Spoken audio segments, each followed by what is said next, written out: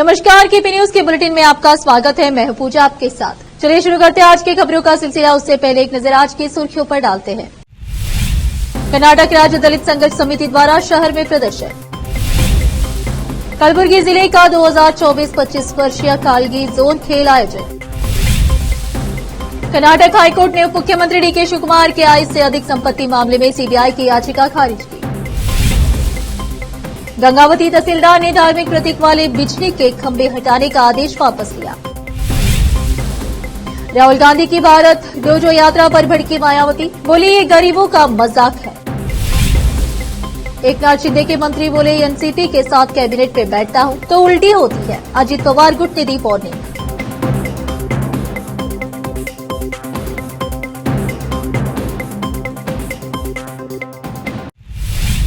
समाचारों का सिलसिला शुरू करते हुए देखते समाचार विस्तार से। आम लोगों ने आकर हमें बताया है कि बीदर के नगर परिषद आयुक्त म्यूटेशन में कारोबार कर रहे हैं। वे म्यूटेशन का थंब स्कैनर अपने घर में रख रहे हैं और प्रत्येक म्यूटेशन के लिए 30 से 40 हजार रूपए की रिश्वत ले रहे हैं। और इसी प्रकार आउटसोर्सिंग के आधार पर काम करने वाले दिहाड़ी मजदूरों, नागरिक मजदूरों को लगभग 6 माह का वेतन समय पर नहीं दिया जा रहा है, जिससे उन्हें टीपी ISP के कारण मिलने वाला अनुदान भी ठीक से नहीं दिया जा रहा है। और अम्बेडकर छात्रावास और बसवेश्वर छात्रावास लाभार्थियों के नाम पर GPS नंबर के साथ पैसा जारी करना और लाभार्थियों को नहीं छूना, इस पैसे का दुरुपयोग किया गया है।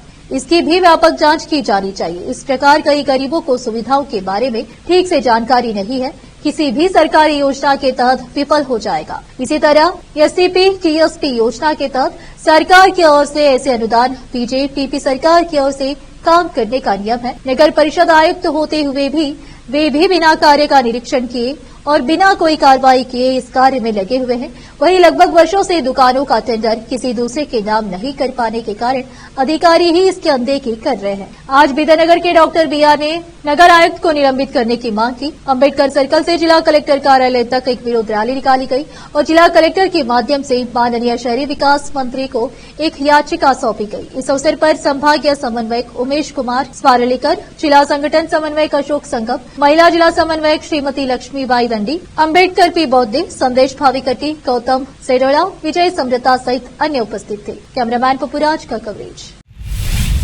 कलबुर्गी जिले का 2024-25 वर्षीय कालगी जोन खेल आयोजन आज सुबह 10:30 पर आयोजित किया गया। कालगी जोन के सभी स्कूलों के एथलीटों ने सरकारी हाई स्कूल कलगुर्ती और विभिन्न खेल प्रेमियों की उपस्थिति में कार्यक्रम का आयोजन किया। कार्यक्रम के आयोजक शिवपुत्रप्पा, शारीरिक शिक्षक सरकारी हाई स्कूल कलगुर्ती, संयोजक देवेंद्रप्पा हुंसेकर, शारीरिक शिक्षक सरकारी हाई स्कूल कलगुर्ती, उद्घाटन शंकरगुड़ा पुलिस पाटिल अध्यक्ष, सरकारी कर्मचारी संघ कालगी इकाई शिवसेनाप्पा S मंटाले, तालुका शारीरिक शिक्षा अधिकारी मुख्य अतिथि शिवकुमार शास्त्री, अध्यक्ष सरकारी हाई स्कूल सह शिक्षक कालगी हाई स्कूल, शिक्षक कालगी चंद्रकांत तलवा, सचिव हाई स्कूल सह शिक्षक कालगी सावलगी, उपाध्यक्ष सरकारी हाई स्कूल सिक्कारा एसोसिएशन, शिक्षा समन्वयक चितापुर आदि उपस्थित थे। जय भीम की रिपोर्ट। रोकते समाचारों का सिलसिला एक ब्रेक के लिए, जल्द लौटते हैं ब्रेक के बाद। कील मुहासों के दाग, मस्सा, बालों का झड़ना, गंजापन, चेहरे पर अनचाहे बालों से परेशान लोगों के लिए खुशखबरी। अब इन सभी प्रकार की समस्याओं को दूर करने के लिए शहर बीदर में खुल गया है Biyani skin and hair clinic, cosmetic and laser centre, जहां पर त्वचा, बालों एवं चेहरे पर दाग धब्बे, शरीर में खुजली, नाखूनों से संबंधित बीमारी के अलावा और भी कई बीमारियों का इलाज किया जाता है। इसके अलावा बीदर में पहली बार यहां पर अनचाहे बालों को निकालने के लिए लेजर ट्रीटमेंट अवेलेबल है। अपने खोए हुए बालों के लिए PRP और GFC थेरेपी अवेलेबल है। यहां पर लेजर द्वारा टैटू भी रिमूव किया जाता है और मस्से भी निकाले जाते हैं। Doctor Vinay Kumar Biyani MBBS MD, consultant dermatologist, cosmetologist and trichologist की निगरानी में चलाए जाने वाले स्किन एंड हेयर क्लिनिक में आकर अपनी बीमारियों और समस्याओं को दूर कीजिए और इस क्लिनिक के इलाज से फायदा उठाइए। आज ही चले आइए। यहाँ पर बीदर के अलावा महाराष्ट्र और तेलंगाना से भी पेशेंट आकर लाभ उठा रहे हैं।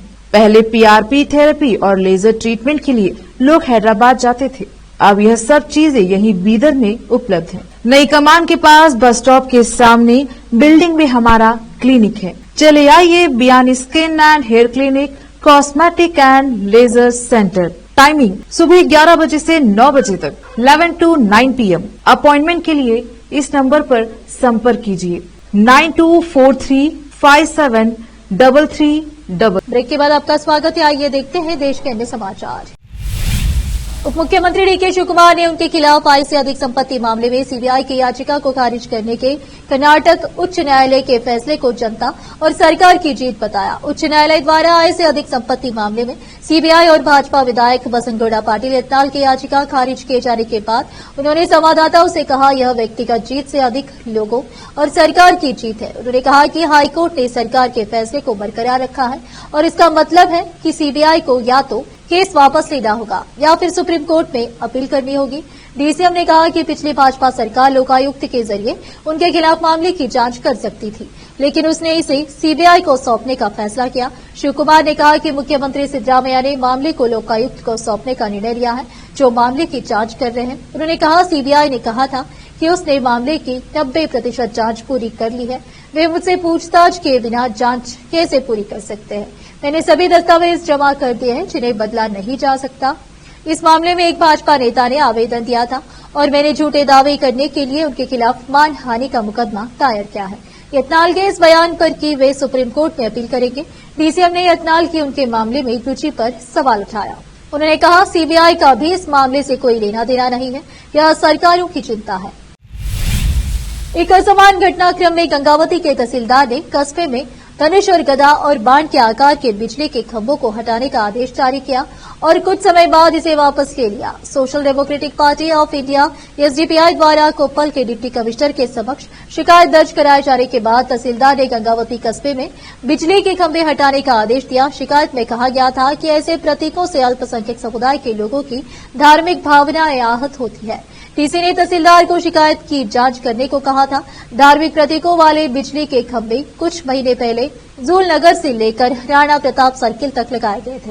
अपने आदेश में तहसीलदार ने ऐसे बिजली के खंभे लगाने के मामले में कर्नाटक ग्रामीण अवसंरचना विकास निगम KRIDL के इंजीनियरों के खिलाफ मामला दर्ज करने का भी सुझाव दिया था। तहसीलदार की इस कार्रवाई से गंगावती के लोगों में भ्रम की स्थिति पैदा हो गई और उन्होंने सोशल मीडिया पर अपनी चिंताएं साझा की। इस बीच तहसीलदार ने कहा, मैंने गंगावती में धार्मिक प्रतीकों वाले बिजली के खंभों को हटाने का आदेश दिया था। हालांकि जब मुझे पता चला कि ये खंभे गंगावती नगर पालिका परिषद के अधिकार क्षेत्र में लगाए गए थे तो मैंने आदेश वापस ले लिया।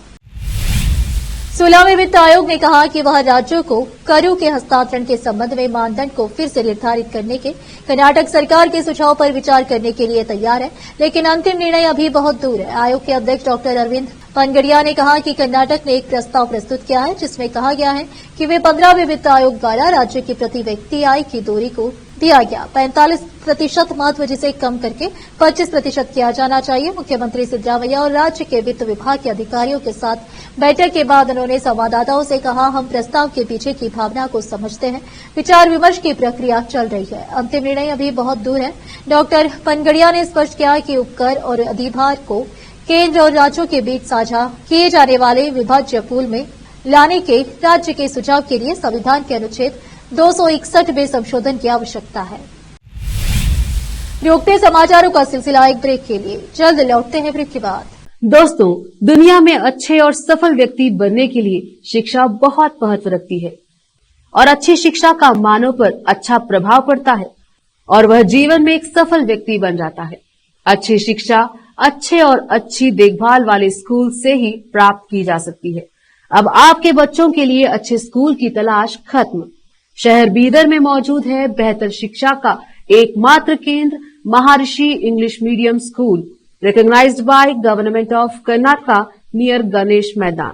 यहाँ पर बेहतर वातावरण में एक्सपर्ट टीचर्स द्वारा शिक्षा दी जाती है। यहाँ पर आपके बच्चों की बेहतर शिक्षा की सुविधा उपलब्ध है। साथ ही यहाँ पर गुणवत्तापूर्ण शिक्षक, प्यारा और देखभाल करने वाला माहौल, ग्रुप एक्टिविटीज, व्यक्तिगत शिक्षा योजनाएं और क्रिएटिव लर्निंग की सुविधा उपलब्ध है। प्री केजी से लेकर 10वीं कक्षा तक की शिक्षा यहाँ पर दी जाती है। प्री केजी से लेकर 10वीं कक्षा के लिए एडमिशन्स खुले हैं। आज ही अपने बच्चों का एडमिशन करवाइए। याद रखिए, Maharshi English medium school, recognised by government of Karnataka near Ganesh Maidan. अधिक जानकारी के लिए इस मोबाइल नंबर पर संपर्क करें 8884881689। ब्रेक के बाद आपका स्वागत है। आइए देखते हैं देश के अन्य समाचार। बहुजन समाज पार्टी के अध्यक्ष मायावती ने कांग्रेस पार्टी और राहुल गांधी पर बड़ा हमला किया है। दरअसल राहुल गांधी ने गुरुवार को घोषणा की है कि वह जल्द ही भारत जोड़ो यात्रा शुरू करने वाले हैं। राहुल गांधी की इस यात्रा पर हमला बोलते हुए मायावती ने कहा है कि शुक्रवार को कहा है कि यह गरीबी से जूझ रहे लोगों के साथ एक मजाक है और खेलों का राजनीतिकरण हानिकारक है। बसपा प्रमुख मायावती ने एक्स पर कहा कि पेट भरे लोगों के लिए डोजा व अन्य खेलकूद के महत्व से किसी को इनकार नहीं, लेकिन गरीबी, बेरोजगारी, महंगाई व पिछड़ेपन आदि के त्रस्त जीवन से जूझ रहे उन करोड़ों परिवारों का क्या जो पेट पालने हेतु दिन रात कमरतोड़ मेहनत को मजबूर है, भारत जोड़ो यात्रा क्या उनका उपहास नहीं। मायावती ने कहा कि कांग्रेस एवं इनके इंडी गठबंधन ने आरक्षण व संविधान बचाने के नाम पर एससी, एसटी व ओबीसी का वोट लेकर अपनी ताकत तो बढ़ा ली, किंतु अपना वक्त निकल जाने पर उनके भूख व तड़प को भूलकर उनके प्रति यह क्रूर रवैया अपनाना क्या उचित है। खेल का राजनीतिकरण हानिकारक, जॉब और नहीं। महाराष्ट्र सरकार में मंत्री और शिवसेना नेता तानाजी सावंत ने राष्ट्रवादी कांग्रेस पार्टी एनसीपी को लेकर विवादित बयान दे दिया है। उनका कहना है कि उनकी एनसीपी अजित पवार गुट के साथ कभी नहीं बनी। इतनी ही नहीं, उन्होंने यह तक कह दिया कि एनसीपी के साथ बैठने भर से उल्टी होने लगती है, मैं उन्हें कभी बर्दाश्त नहीं कर सकता। अब कहा जा रहा है कि इस बयान को लेकर महायुति में नई रात शुरू हो सकती है। तानाजी सावंत ने धराशिव उस्मानाबाद में एक सभा के दौरान कहा, मैं कट्टर शिव सैनिक हूँ। जो भी कट्टर शिव सैनिक है वो कभी भी कांग्रेस और राष्ट्रवादी कांग्रेस के साथ नहीं बैठ सकता। शुरू से लेकर आज तक साथ बैठने से ही तबीयत खराब होने लगती है। शुरू से बर्दाश्त नहीं कर सकता क्योंकि हम दोनों के विचार बिल्कुल अलग हैं, इसमें कोई शक नहीं है। आज भी जब कैबिनेट मीटिंग में शामिल होता हूं तो उससे भी बाहर आने पर मुझे उल्टियां होती हैं। यह हकीकत है क्योंकि विचार एक दिन में अचानक से कभी बदल नहीं सकते। ऐसा नहीं कि हमेशा अलग रहे और अचानक कहे कि सब कुछ बोलो, जाओ और चलो साथ मिलकर काम करते, ऐसा नहीं हो सकता। यह सच्चाई है। तानाजी सावंत के बयान के बाद अजित पवार की पार्टी एनसीपी आक्रामक हो गई और सीधे सत्ता से बाहर होने की चेतावनी दी है। एनसीपी ने सीएम एकनाथ शिंदे से जवाब मांगा है। अजित पवार गुट से एमएलसी अमोल मितकारी ने कहा, तानाजी सावंत को नहीं पता कि उन्हें उल्टियां क्यों हो रही है। तानाजी सावंत स्वास्थ्य मंत्री हैं और उनके स्वास्थ्य का इससे कुछ लेना देना होगा, लेकिन महायुति में रहने के कारण उन्हें उल्टी आ रही है तो सिर्फ एकनाथ शिंदे बता सकते हैं कि इसकी क्या वजह है। देश की राजधानी दिल्ली में आने वाले 7 महीनों में 20,000 लोगों को नौकरी मिलने की उम्मीद है। यह उम्मीद खुद दिल्ली राज्यपाल विनय कुमार सक्सेना ने दी है। उन्होंने शुक्रवार के दिन 628 लोगों को नियुक्ति पत्र दिए। इनमें से 27 डॉक्टर भी शामिल थे। इसके साथ ही विनय कुमार सक्सेना ने ऐलान किया कि आने वाले समय में दिल्ली में बंपर भर्तियां होने वाली है। विनय कुमार सक्सेना ने कहा, पिछले 2 सालों में हमने 17,000 से ज्यादा लोगों को नियुक्ति पत्र दिए हैं। आज 628 लोगों को नियुक्ति पत्र दिए गए हैं जो अलग अलग विभागों से हैं। इनमें से 27 डॉक्टर भी शामिल हैं। प्रधानमंत्री का सपना है कि ज्यादा से ज्यादा युवाओं को रोजगार मिले और ये प्रक्रिया जारी रहेगी। हमारा लक्ष्य मार्च 2025 तक कम से कम 20,000 और लोगों को नियुक्त करना है। अलग अलग विभागों में 25,000 से ज्यादा पद खाली है। जैसा कि मैंने कहा, इसकी प्रक्रिया बहुत तेजी से चल रही है। देश में वित्त वर्ष 2024-25 की अप्रैल-जून तिमाही में शहरी क्षेत्रों में 15 वर्ष और उससे अधिक आयु के लोगों की बेरोजगारी दर 6.6% रही। वित्त वर्ष 2023-24 की जून तिमाही में बेरोजगारी दर 6.6% ही थी। एक आधिकारिक बयान के मुताबिक 23वें आवधिक श्रम सर्वेक्षण PLFS से पता चलता है कि 2023-24 की जनवरी-मार्च तिमाही में शहरी क्षेत्रों में बेरोजगारी दर 6.7% थी। सर्वेक्षण के मुताबिक शहरी क्षेत्रों में महिलाओं 15 वर्ष और उससे अधिक आयु में बेरोजगारी दर अप्रैल-जून 2024 में 9% रही, जो 1 साल पहले इसी तिमाही में 9.1% थी। यह दर जनवरी-मार्च 2024 में 8.5% थी। उत्तर प्रदेश जनपद गोरखपुर के चौरी चौरा में उप जिलाधिकारी कार्यालय के निकट सभासद ने 3 सूत्रीय मांगों को लेकर किया अनशन। तहसीलदार ने पत्रक लेकर आया अनशन को समाप्त। वही बोले, चेयरमैन आरोप है मैं बुनियादी नगर के विकास के लिए हूँ कटिबद्ध। आपको बताते चले कि सीएम के शहर गोरखपुर के तहसील चौरी चौरा के नगर पंचायत मुंडेरा बाजार से है, जहां के वार्ड नंबर 10 का सभासद अभय साहू द्वारा अपने 3 सूत्रीय मांग को लेकर पूर्व सूचना के तहत नगर पंचायत मुंडेरा बाजार के चेयरमैन तथा अधिशासी अधिकारी के खिलाफ भ्रष्टाचार का आरोप लगाते हुए अनशन पर बैठे गए, जहां कुछ ही घंटे बाद तहसीलदार चौरी चौरा द्वारा अनशनकारी अभय साहू से पत्रक लेकर अनशन को समाप्त कराया गया। वहीं इस संबंध में जब चेयरमैन सन्नी जायसवाल से उनका पक्ष पूछा गया तो उन्होंने कहा कि आरोप सब निराधार है। मैं नगर पंचायत मुंडेरा बाजार के विकास के लिए कटिबद्ध हूं। जानकारी के लिए बताते चले कि अनशनकारी जिस जगह के विकास के लिए प्रस्ताव दिए हैं, जहां का मेरे द्वारा विकास कार्य कराया जा रहा है, उस बिंदु को भी उस बिंदु में रखा गया है। विकास कुमार भारद्वाज की रिपोर्ट। क्या मामला है अभय जी के यहाँ पे आज हम लोग नगर पंचायत में हो रहे भ्रष्टाचार, जो चेयरमैन और शासी अधिकारी वो लोग मिल के भ्रष्टाचार चरम सीमा को छू रहे हैं, उसी को लेकर हम लोग आमरण अनशन बैठे हुए हैं। और हम लोग करीब 3 महीना से लगातार शिकायत कर रहे हैं, तहसील राज्यपाल से लेके मुख्यमंत्री, डीएम, कमिश्नर, एसडीएम, हर जगह संबंधित अधिकारियों द्वारा शिकायत किया जा रहा है, लेकिन अभी तक कोई जांच नहीं हो रहा है, कोई कार्रवाई नहीं हो रही है। बस हम लोग उसी को लेकर जा रहे हैं। अभी तक कोई जिम्मेदार आया? अभी तक कोई नहीं आया। क्या नाम है आपका? दी जा रही उसी में कुछ सभासदों द्वारा आरोप प्रत्यारोप का दौर जारी है, जिसमें अभी देखने को मिला कि तहसील में कुछ सभासद वहाँ पे अपना अनशन पे बैठे थे। तो क्या कहना चाहते हैं इस संबंध में? अब वो लोग अनशन में बैठे हैं, किस मकसद के लिए बैठे हैं ये तो वही जानते हैं। दूसरी चीज़ ये है कि सारे काम नगर पंचायत के द्वारा नियमानुसार हो रहा है। जो भी काम होता है उसका सारा बोर्ड का बैठक में बाकायदा प्रस्ताव, और जो लोग अनशन पे बैठे हैं उनका भी उसमें सिग्नेचर और सहमति के द्वारा सारे काम होते हैं। उसके बाद उसमें सहायक अभियंता और अभियंता का रिपोर्ट लगता है। फिर टेंडर की स्वीकृति के लिए हम लोग नियम के अनुमोदन लेकर बाकायदा नियमानुसार टेंडर करते हैं। यह माना जाए कि जो अनशन की प्रक्रिया है इस समय निराधार है। बिल्कुल निराधार है। ये लोग गलत आरोप लगा रहे हैं। इन लोगों का व्यक्तिगत स्वार्थ पूरा नहीं हो रहा है, लोग गलत काम कराना चाहते हैं। इसके लिए हम नगर के विकास के लिए प्रतिबद्ध है कि जो भी काम होंगे नियमानुसार होंगे और सही तरीके से होंगे। जी आपका नाम? जी आपका नाम और पद? हम नगर पंचायत चौरी चौरा चेयरमैन समिति। समाजवादी पार्टी अध्यक्ष और पूर्व मुख्यमंत्री अखिलेश यादव ने लाल टोपी वाले सीएम योगी के बयान पर पलटवार किया है। सपा प्रमुख ने कहा कि सीएम योगी लोकसभा चुनाव में बीजेपी की हार के सदमे से नहीं उबर पा रहे हैं, इसलिए उन्हें हर जगह लाल दिख रहा। लाल रंग इमोशन का है, हमारे सीएम इमोशन नहीं समझते।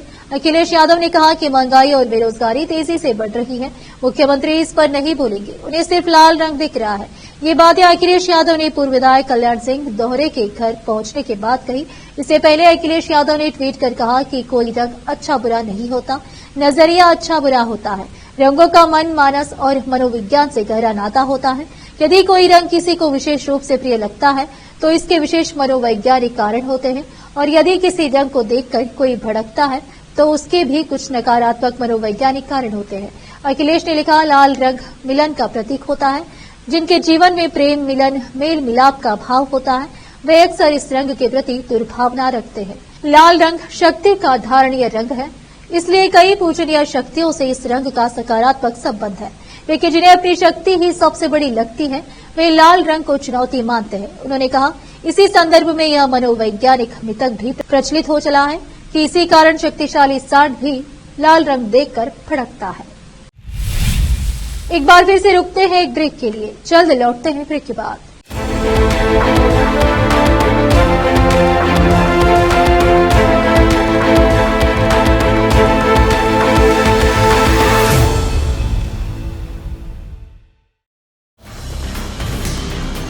हिंदुस्तान के हर कोने में हम हैं मौजूद। 24 घंटे हालात पर गहरी नजर, खबरों से जुड़े चुपते सवालात, और आपको दिखाता है धार्मिक, सामाजिक, राजनीतिक, लोकल और इंटरनेशनल न्यूज की सबसे बेहतर कवरेज, जो आपको रखती है हर पल बाखबर। देश और दुनिया भर की खबर के लिए देखते रहें केपी न्यूज 24/7। ब्रेक के बाद आपका स्वागत है। आइए अब देखते हैं अंतर्राष्ट्रीय समाचार। इजरायली सेना ने गाजा में चिकित्सीय सामग्री ले जा रहे काफिले पर घातक हमला किया है। इसमें कई लोगों की मौत होने का दावा किया गया है। हालांकि मरने वालों की स्पष्ट संख्या नहीं बताई गई है। बताया जा रहा है कि इजरायली सेना ने एक मिसाइल हमले में गाजा पट्टी के अस्पताल में चिकित्सकीय सामग्री और ईंधन ले जा रहे एक काफिले को निशाना बनाया। इस हमले में स्थानीय परिवहन कंपनी के कई लोगों की मौत हो गई।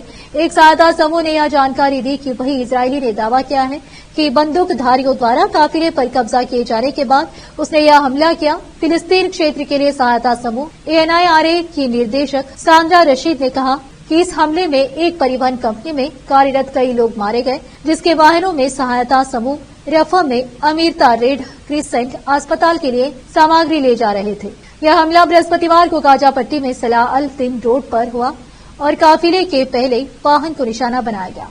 रशीद ने एक बयान में कहा, इस बर्बर घटना के बावजूद काफिले में शेष वाहन आगे बढ़ सके और अस्पताल में सहायता आपूर्ति सफलतापूर्वक पहुंचा पाए। हम इस बारे में और अधिक जानकारी प्राप्त करने की कोशिश कर रहे हैं कि वास्तव में क्या हुआ था। इजरायल सेना ने शुक्रवार को एसोसिएटेड प्रेस द्वारा टिप्पणी के लिए किए गए अनुरोध पर तत्काल कोई जवाब नहीं दिया। जापान के अधिकतर हिस्सों में धीमी गति से आगे बढ़ रही उष्णकटिबंधीय और तूफान का व्यापक असर देखने को मिल रहा है। तूफान की वजह से टोक्यो के आसपास भारी बारिश हुई है। दक्षिणी जापान में सड़कें और नदी के किनारे वाले इलाके जलमग्न हो गए हैं। टोक्यो के पश्चिम में कानागांव प्रांत के कई क्षेत्रों में बाढ़ की सूचना है, जहां सड़कें अवरुद्ध हो गई है और यातायात बाधित हो गया। टोक्यो, कानगावा और निकटवर्ती शिजुओका प्रांत में भारी बारिश तथा भूस्खलन के खतरे की चेतावनी जारी की गई है। सरकारी चैनल NHK में प्रसारित फुटेज में दिख रहा है कि टोक्यो में चेरी ब्लॉसम देखने के लोकप्रिय स्थलों में से एक मेगुरो नदी में कीचड़ वाला पानी बह रहा है और नदी का जलस्तर सामान्य से काफी ऊपर पहुंच गया है। फुटेज में दिख रहा है कि हिरात्सुका शहर में पार्किंग में खड़ी 12 से अधिक कार आधी डूब गई है और घुटने से ऊपर तक भरे पानी के बीच एक पैदल व्यक्ति गुजर रहा है। कानागावा के अन्य शहर निनोमिया में नदी का पानी सड़कों पर आ गया है, जिससे वाहन फंस गए हैं। फिर से एक नजर सुर्खियों पर। कर्नाटक राज्य दलित संघर्ष समिति द्वारा शहर में प्रदर्शन। कलबुर्गी जिले का 2024-25 वर्षीय कालगी जोन खेल आयोजन। कर्नाटक हाईकोर्ट ने उप मुख्यमंत्री DK शिवकुमार के आय से अधिक संपत्ति मामले में CBI की याचिका खारिज की। गंगावती तहसीलदार ने धार्मिक प्रतीक वाले बिजली के खंभे हटाने का आदेश वापस लिया। राहुल गांधी की भारत जोड़ो यात्रा पर भड़की मायावती, बोली ये गरीबों का मजाक है। एकनाथ शिंदे के मंत्री बोले एनसीपी के साथ कैबिनेट में बैठता हूं तो उल्टी होती है। अजित पवार गुट ने दी वार्निंग।